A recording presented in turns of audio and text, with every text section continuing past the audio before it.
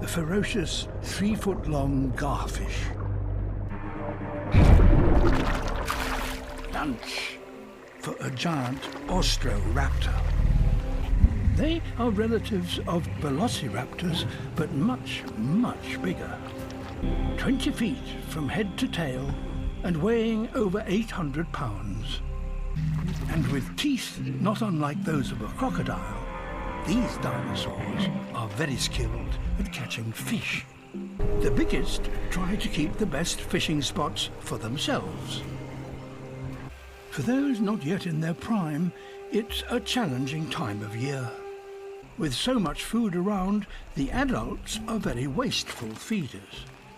And for a youngster, any leftovers will do very nicely. But it's risky. To succeed, he will have to be sneaky. 2 adults fighting over the best fishing spot.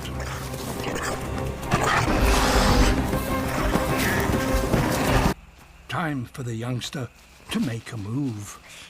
And time to leave. Success.